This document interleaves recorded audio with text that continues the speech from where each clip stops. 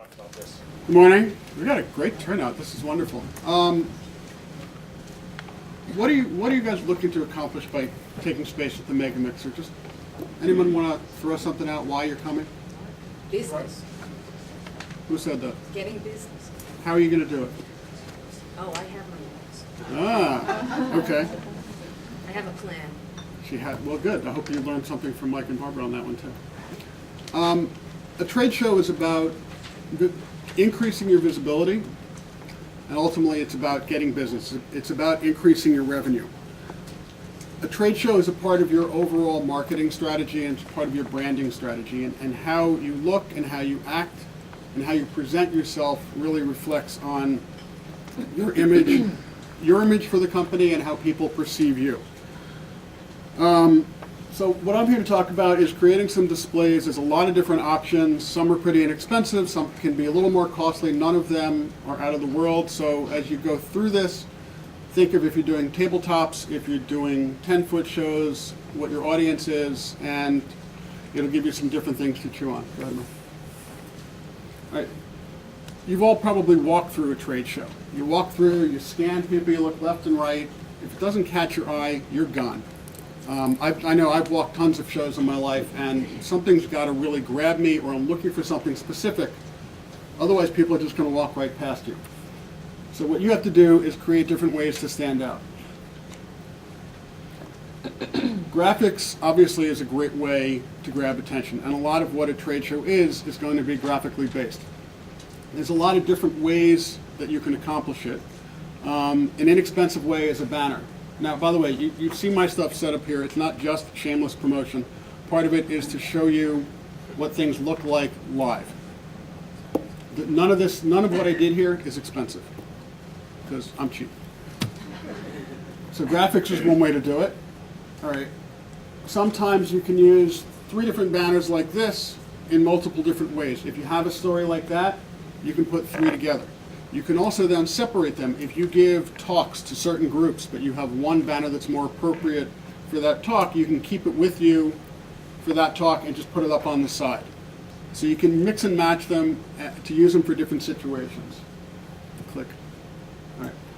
The table covering is it's an inexpensive and easy way for people to see who you are. Everybody can see, for the most part, my logo. As you have and gain visibility in your target area, and it's another way for people to say, oh, I know them, and they'll stop in to say hello to you. All right, displays can range from pretty basic to pretty extravagant. None of ours are extravagant because they're all really made for portability. These are just 2 very inexpensive ones. This is kind of an example of the one on the right. It took me, 8 seconds to put it together. It's lightweight, comes in a case, you keep the graphics on it, you're done. You can go to something like this, which is a little bigger and a little more dramatic of an impression. They can go from 40 inches high up to 5 feet tall on top of a table. I've done some for people who they'll use that, and then they'll use 2 banners in the corners so that they have this on a table in the back, where they're going to get a little bit of one story told, and then they'll tell a different story on each side, so people are getting exposed from every direction as they're walking past them.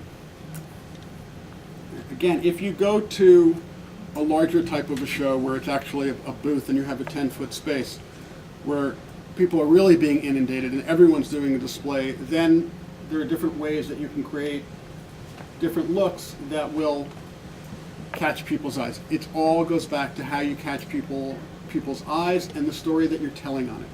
One thing I think that is critical is that you can't just have a fancy graphic that doesn't have anything to do, because people are there for a reason. They're sick of being harassed as they walk down an aisle. You need to tell your story so that it points immediately, why do you need to come into my space?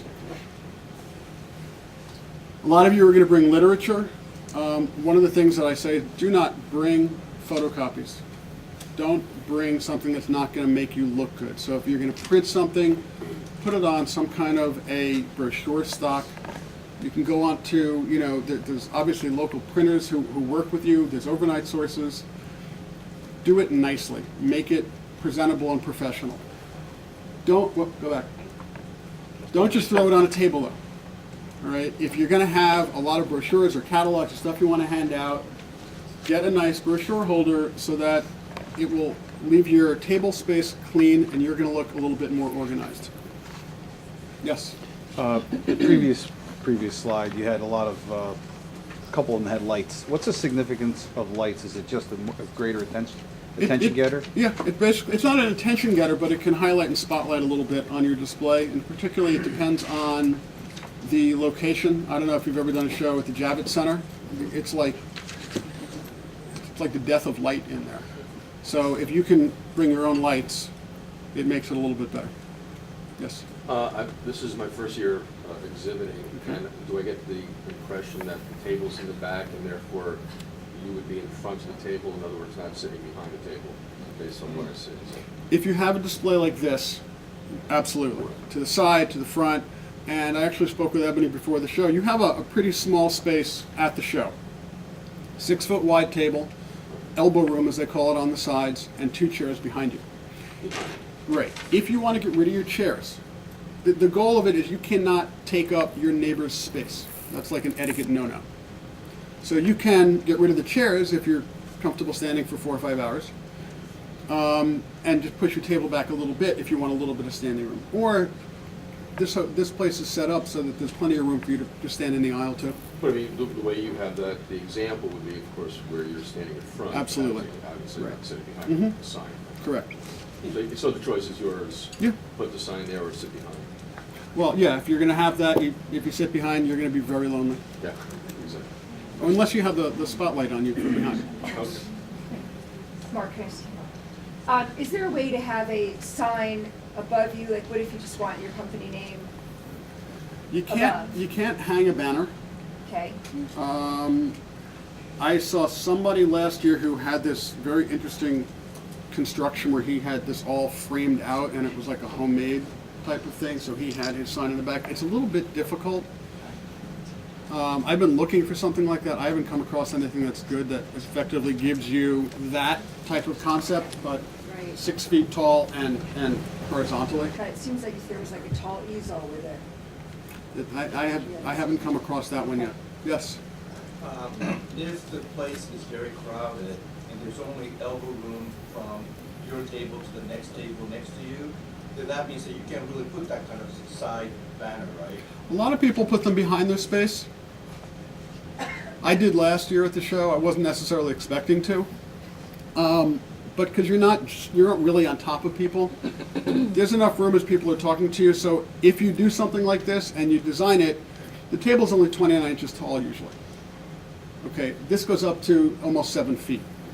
So if you design it, you really can design it so that the most important stuff is visible as people walk by.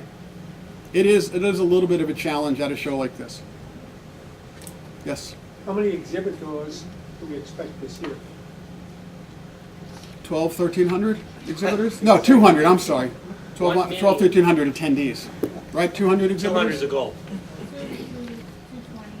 We usually have a waiting list. Yeah, we usually have over 200, so we expect the things to get pretty much. I've done the show for 2 years.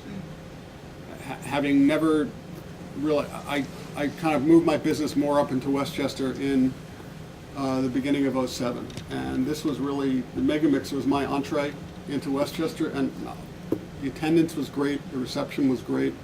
I've gotten business ultimately from other exhibitors at the show. It's a really good way to get out in front of people. Okay.